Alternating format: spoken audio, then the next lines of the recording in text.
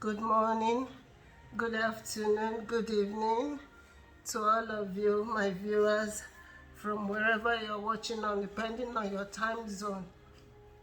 It's good to come back and have a word with you. It's so good to be back to you this morning. How are we all doing? I believe we are all doing good under the umbrella of the Most High God. I thank you all for following, and I'm so sorry I was off for a while. This was because I was preparing for my holiday. You know, when you have kids, you don't have all the time to yourself. So I just want to say good morning or good afternoon, good evening, depending on where you're watching me from.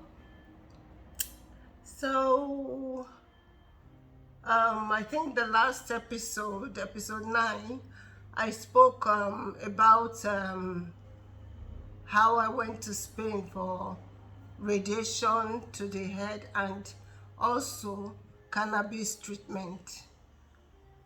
So I think this was now in 2017. I'm not very sure, but I would assume it was 2017 because my baby was now about, I can't be sure now, so I'll just say what I'm sure of.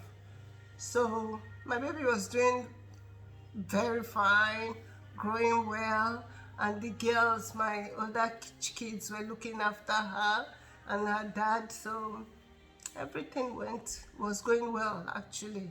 To the glory of God, I came back from Spain very strong and renewed. And to the glory of God, the way I normally bounce back, I just bounced back like there was no issue at all. So, but then I knew I had to keep up the treatment, because when I got back home and my husband saw the difference, he was even the one that suggested, okay, instead of even going to Spain, why not go to Nigeria, where this thing is all over the place and very cheap, and you can do it since you can do it yourself. Because I had to tell him how I stopped paying for it. He knew, because we were all broke from the buying of the cannabis syringes. So I was home for in fact, that year, I spent more time outside than in my house. I don't think I spent all put together. I did not spend up to 5 months in my house that year. So, and this was getting to COVID time now. So I was home for a few months, doing great, and everything was going well. And then came, I think, yeah, everything was going well. And then, normally I go to the cancer clinic here, the oncology clinic, once in a month. One Wednesday every month, I have to go to the clinic where they'll do my blood test and see the progress or how well I'm coping with the disease. But in all this, I've put my faith in God. So I think towards the end of that year, no, this was 2017 now.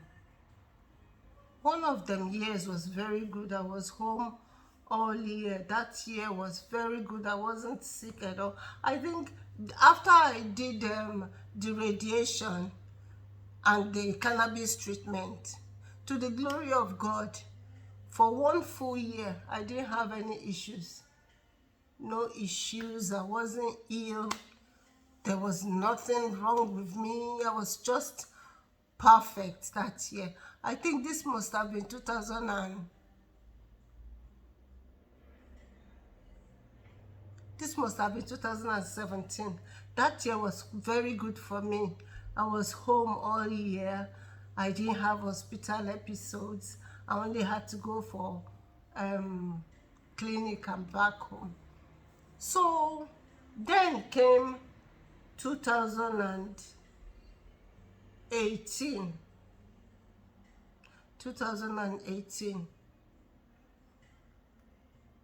I had a friend of mine living, she relocated to the UK and then she came back to Ireland.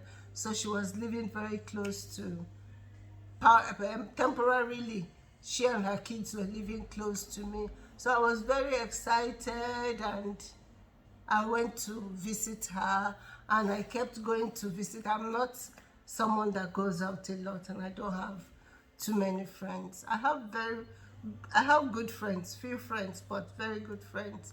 But I'm not that everybody kind of friend person. So when I heard a friend of mine was around, it gives me ginger to go out. You know, I was always going out to her, we talk and all that. So there was this day I was going over to hers and I started noticing pain on my left leg. I started noticing this pain on my left leg, on my femur bone. Your femur bone is the bone between the knee and the hip. I started noticing not that bad, not that much bad pain, but it was there. I knew I had pain. So the next clinic I went and I said to them, oh, this is what I'm going through. I'm having pain on this leg. And they took me for a scan and all of a sudden I couldn't go home. They said I can't go home. I need to have an emergency operation. Oh, the femur bone is cracked. It's going to break any minute. They gave me crutches. If I had to walk, I had to walk on crutches. So I said to them, you know, I didn't plan to come for this. So maybe I go home and put myself together and come back for the operation. So they did more scans and did everything they needed to do while I went home. And then a date was fixed for the operation. I came home, I got my things together. I told my kids that I was going for an operation. And I could not even really explain it to them because they couldn't understand, because I never felt, I never complained of a pain in the leg, you know. But you know, these scans, they can see what you don't send them to see. So I went back and they put a metal to hold my femur bone together. And this operation wasn't I wouldn't say it's dangerous. Anyway, every operation is dangerous. But because I've been through so much, I don't see such operation as dangerous anymore. So the operation was done, and by the third day I was okay. I think I was in hospital for almost 2 weeks because I had to do physio as well to walk and all that, you know. And then after the operation, I came back home and I was on crutches for a while. I refused to use the wheelchair, so I was on crutches for a while until the leg. I was on crutches for a while, and then I think COVID had started coming. I fell ill. I had I had water. No, I don't know if it's water or whatever, but I had fluids in my lungs. And don't forget that according to medical science and scans, my left lung is totally consumed by the cancer. That's the left lung. And that was where I had fluid now. So I couldn't breathe, I couldn't sneeze. It was a terrible, terrible thing. I had to go back again to hospital. And this time, the lung was meant to be drained. But luckily, when I got into hospital, they started treating me with antibiotics. And I think the antibiotics solved the problem, so I didn't have to get a drain in the lungs anymore. After the drain, I went back home, business as usual. Things I continued normally, but at this time I had stopped working.